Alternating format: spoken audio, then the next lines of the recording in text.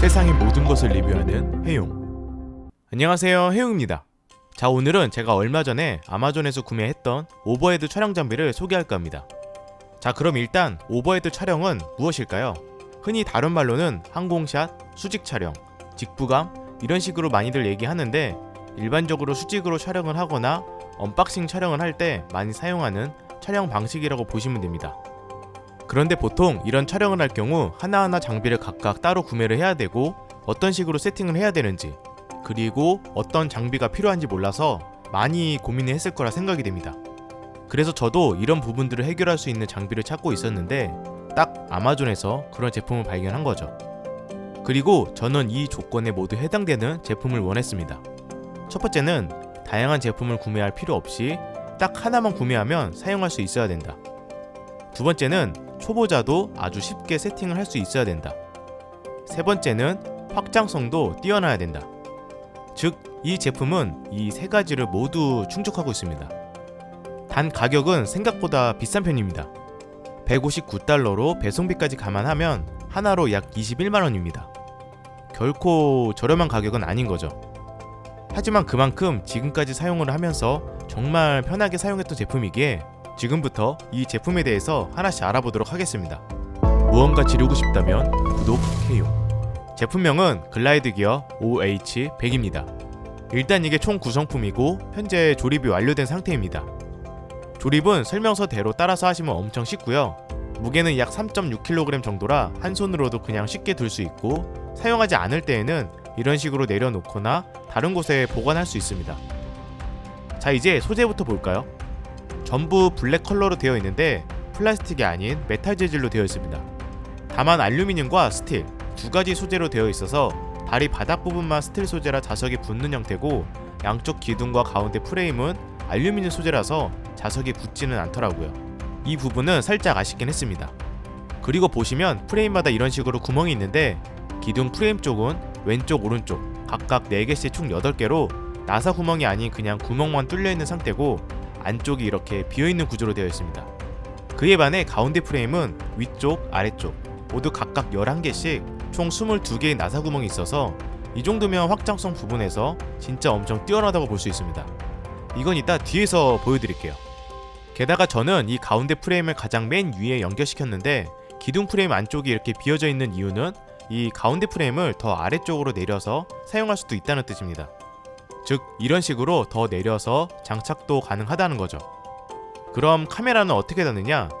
일단 기둥과 가운데 프레임을 분리시킨 다음에 이 카메라 마운트를 넣어서 가운데 나사 구멍에 연결시키면 되는데, 지금 저는 아래쪽으로 더 내려가게 연결을 했지만 반대로 위로 더 올라오게 연결을 할 수도 있습니다.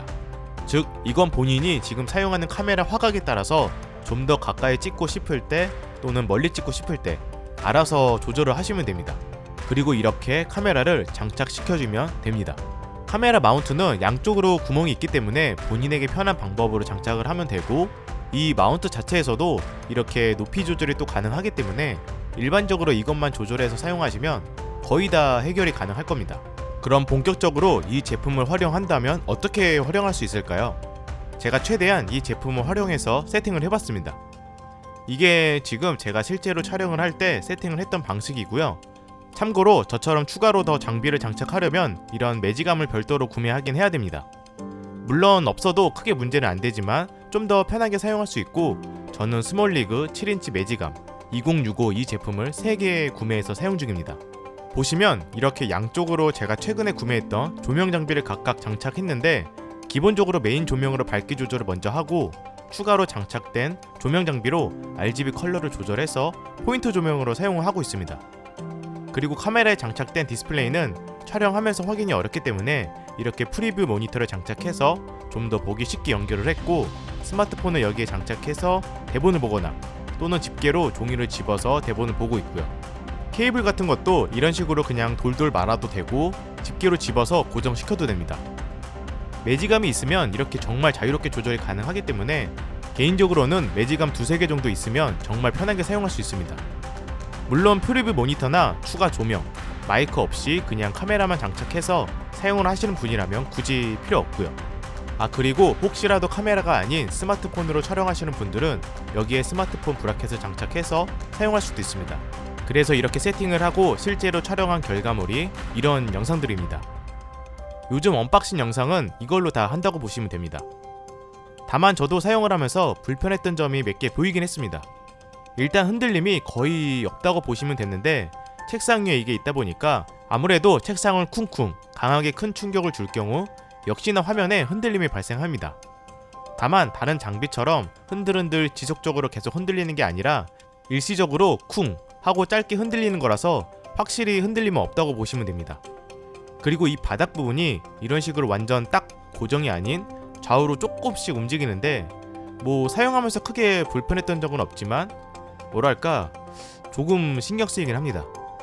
마지막으로 이 제품의 경우 다리 안쪽 기준으로 가로 길이 78cm 그리고 높이는 70cm인데 높이는 이 카메라 마운트를 조절해서 어느 정도 더 높게도 커버가 되지만 가로 길이의 경우에는 더 이상 늘릴 수가 없기 때문에 더 넓게 촬영이 불가능합니다.